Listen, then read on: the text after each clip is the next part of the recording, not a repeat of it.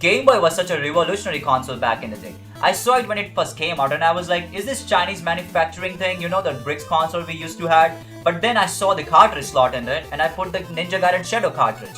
And I was like, man, I'm so much mesmerized by looking at these cutscenes and the gameplay style and everything, the music, sound chip and everything. I absolutely fall in love with Game Boy. You know what? Let's take a look at these 10 extraordinary Game Boy games in this video. And you know what? I'm not going to talk about the Pokemon games because thousands of creators are doing it. You know what? I'm not the monkey replicating the same thing over and over again. I'm a tiger. I want to bring newness in life. Because what is the national animal of India? It is tiger. So be the tiger if you're watching this video, you know what? So that you can also subscribe to this channel and so that the tiger can feed his kids, right? Alright, so let's get started.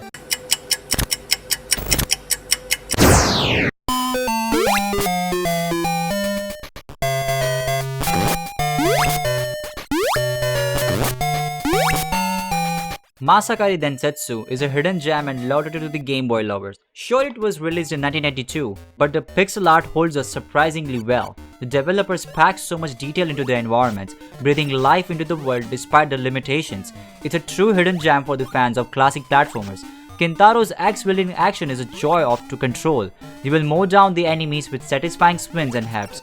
The platforming, while demanding, feels fair, rewarding precise jumps and quick reflexes. Boss battles are epic clashes, each requiring a unique strategy to conquer. While the story might be a bit light on the detail without translation, the quirky charm shines through. This isn't just a nostalgia trip. Masakari Densetsu Kintarou Action-Hen is a genuinely great action game, offering a challenge that will keep you coming back for more. This game is just so much fun with overall aesthetics. I highly recommend this game though.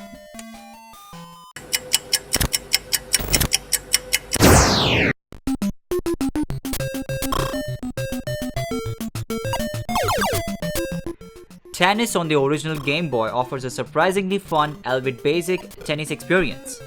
While it won't compete with the modern sports games, it holds a certain nostalgic charms for retro enthusiasts. The graphics are simple, with players represented by these characters. However, the gameplay is surprisingly addictive. You control your player movements and swings with a satisfying responsiveness. Matches are fast-paced and require good timing to return shots effectively. While lacking features like career mode and character customization, tennis offers a variety of difficulty settings and option to play against a friend with a link cable. I never use a link cable sadly. This game adds a significant replay value, especially for those looking for a quick and social gaming fix. Overall, tennis is a solid entry-level sports game for Game Boy. It's a great pick for those looking for a quick tennis fix or a taste of gaming simpler times. Just don't expect much depth or complexity in modern titles. I don't know why Mario is there though.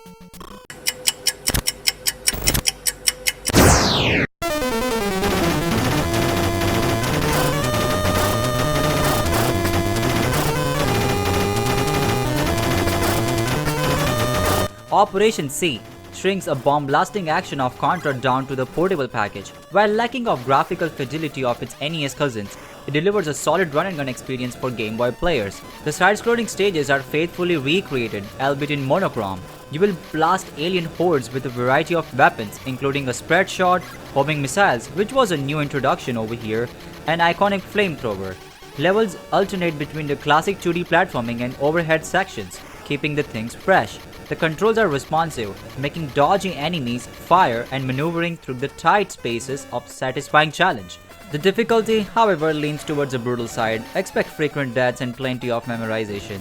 The biggest downside? The lack of co-op play, a staple of Contra series. Still, Operation C is a worthy addition to any Contra fan collection. It captures the essence of franchise, over-the-top action, challenging gameplay, and relentless odd slum of enemies in a format that you can take anywhere.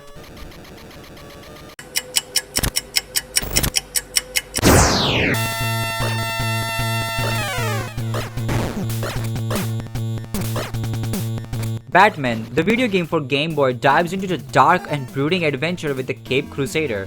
While the 1990 graphics are undeniably simplistic, the atmosphere manages to capture the essence of Gotham's underbelly. The side-scrolling gameplay is a mix of action and exploration. You will shoot thugs, and dodge deadly hazards.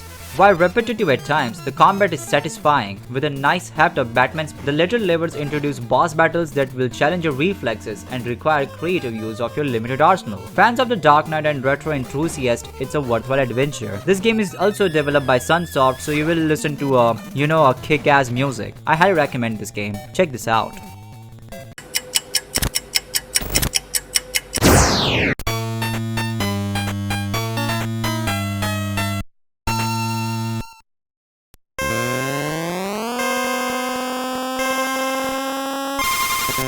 Buckle up for the F1 race on the Game Boy. While it might not be the match for the visual spectacle of modern racing sims, this 1990 title pushes the Game Boy to its limits and delivers an impressive Formula 1 experience on the go. Forget about massive car selection, you will choose between these two machines, each with distinct handling. But what F1 race lacks in variety, it makes up for the exceptional gameplay. The controls are tight and responsive, letting you to hug corners with precision and pull off daring overtaking maneuvers.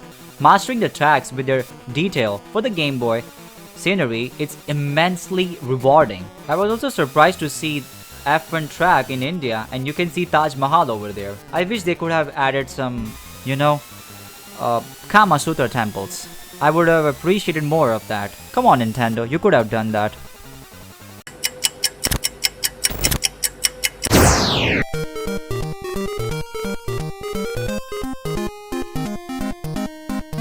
Parasol Henbee, a unique Game Boy platformer, places you into the control of Henbee, a young boy wielding an umbrella. Don't let the lack of color fool you. The game's charm lies into the whimsical visuals and catchy soundtrack. Henbee navigates through imaginative black and white levels, using his umbrella to bop enemies, extend jumps and deflect projectiles. This mechanic adds a distinct layer to the gameplay, but it can also feel imprecise at times. The level design is creative, offering surprising challenges and hidden secrets despite of the absence of color. However, the difficulty can increase in the later levels in the game, leading to the frustration. Despite its limitations, Parasol Henbee originality and lighthearted atmosphere makes it an interesting experience for the platforming enthusiast. If you're looking for a challenging yet charming black and white adventure on the Game Boy, give Parasol Henbee a try. This game is so much fun.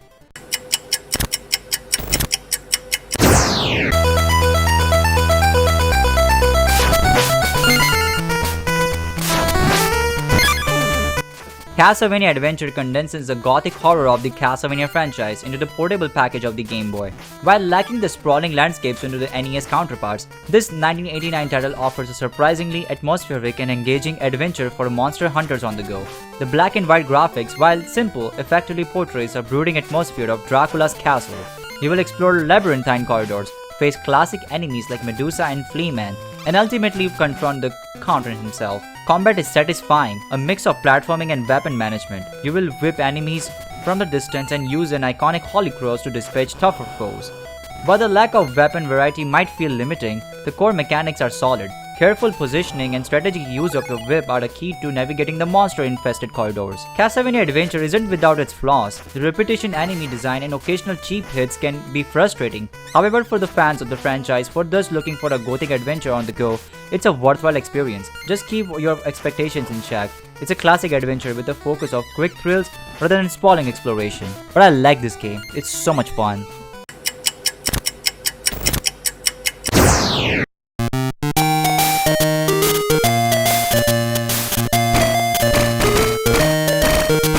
Chalvo 55 takes a more action-oriented approach compared to its predecessor. Chalvo 55, it ditches the focus on the block-pushing puzzles and throws you into the fast-paced world of bouncing balls and precarious platforms. You control a ball, navigating through the single-screen levels by strategically maneuvering and breaking platforms. The core gameplay revolves around timing your jumps, using the environment of your advantage, and strategically transforming. Platforms crumble upon the contact with your ball form, and your robotic persona can smash through them with ease. This mechanic adds a layer to depth, as you decide when to bounce and when to unleash your metallic might. While the black and white visuals are basic, the frantic gameplay keeps the things exciting. When I played this game for the first time, I absolutely liked it, and how addicting it gets. It's a perfect platformer puzzle style of the game with its unique gameplay style. Trust me, just try this game and see how much addicting it gets.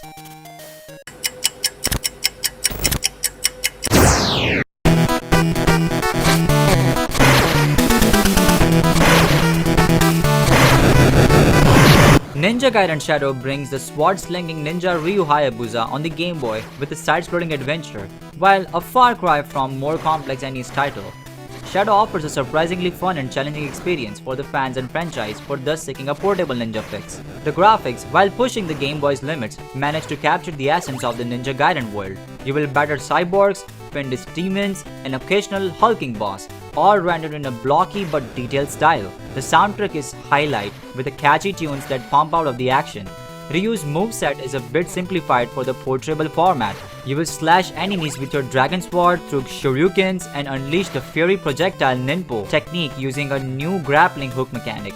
While lacking the depth of the NES games, the combat remains satisfying, acrobatic and requires precise timing to master.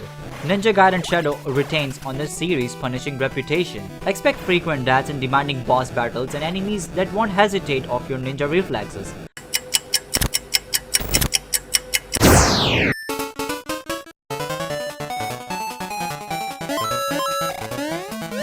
Super Mario Land 2's 6 golden coins shines brightly even in 2024. It ditches the weirdness of its predecessor and embraces more traditional Mario experience, offering a delightful platformer for the Game Boy. The visuals are leap forward, while still in the charming 2D style. The detailed backgrounds and expressive sprites make the world feel alive. The level design is a highlight. It's not as sprawling as the later Mario titles, but each stage is packed with secrets, cleverly placed power-ups, and satisfying challenges. Unlike the original Super Mario Land, this one offers a world map, allowing you to tackle stages in mostly any order. This adds a nice layer of replayability, letting you to explore your favorite areas or hunt for those exclusive golden coins hidden throughout the game.